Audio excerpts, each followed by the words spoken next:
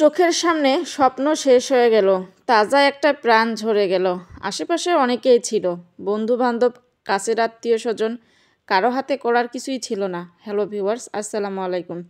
কার কথা বলতেছি অবশ্যই বুঝতে পারতেছেন, ফারহানা বিথিয়াপুর ক্যামেরাম্যান।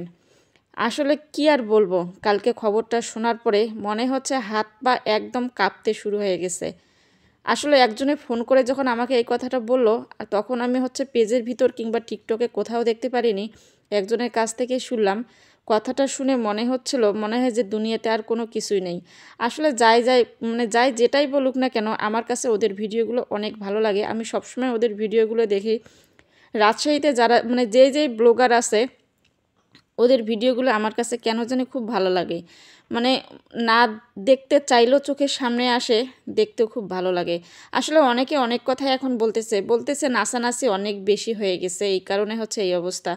আসলে আমরা এটা বলতে পারি না, একটা জীবন চলে গেল, সেখানে আমরা নাচানাচির অজুহাত দিচ্ছি। আসলে আল্লাহ না চাইলে কোনো কিছুই হবে না। আবার আল্লাহ চেয়েছিল জন্য কিন্তু সে চলে গেল এই দুনিয়া ছেড়ে, সবার চোখের সামনে। কারো করার কিছুই ছিল না। এখন যখন ভিডিওগুলো সামনে আসতেছে, তখন দেখতেছি। আসলে সবচেয়ে বড় কথা কি জানেন, বাইক অ্যাক্সিডেন্ট এমন একটা অ্যাক্সিডেন্ট হয়, এই অ্যাক্সিডেন্ট হলে মানুষ কেন জানি আর ফিরে আসে না। আমার কয়েকদিন আগে খুব কাছের একজন খুব খারাপভাবে অ্যাক্সিডেন্ট হয়েছে, এখনও বেঁচে আছে, কিন্তু আমার মনে হয় না বেঁচে থাকাটাই ভালো ছিল।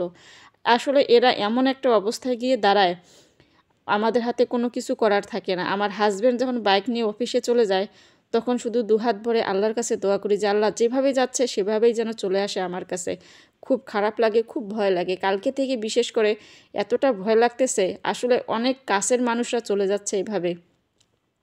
অনেকে বলবেন যে আত্মীয় না, নিজের কাছের কেউ না, রক্তের কেউ না, তারপরও কেন জানি ভালো লাগে ওদেরকে। খুব খারাপ লাগতেছে কালকে থেকে। সব সময় ওদের ভিডিওগুলো দেখি, তো এই কারণে হয়তো বা এতটা খারাপ লাগে। অনেকেই বলতেছেন যে না, ঠিক হয়েছে, যেমন কর্ম তেমন ফল। আসলে আমরা এভাবে বলতে পারি না একজনকে। মানুষের একটা জীবনের বিনিময়ে আমরা এই সমস্ত কথা যখন শুনি কিংবা বলি, আমাদের নিজেদের উপর একটু ধিক্কার দেওয়ার। আসলে মনে হয় যে আসলে আমরা বাঙালি না, মানুষও না। মানুষও একজন আরেকজনের পাশে যদি থাকতেই না পারলাম, তার দুঃখের সময় যদি তার কাছেই থাকতে না পারি, সেটা সমস্যা না, কিন্তু দূর থেকে তার জন্য এতটুকু হলে তো দোয়া করতে পারি। আসলে আল্লাহ বলেছিলেন, আমরা যদি মানুষের ভালো চাই তাহলে আমাদের ভালো আল্লাহ করে দেবে। আসলে আমরা এটা বুঝিয়ে না।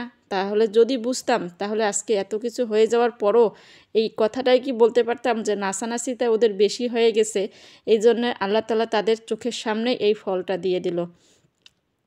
কি বলবো, আসলে বাঙালিরা আমরা এই রকমই। স্বার্থ ছাড়া কেউ কোনো কথা বলে না। এই যে সবাই স্বার্থ কোথায় ওদের জানেন?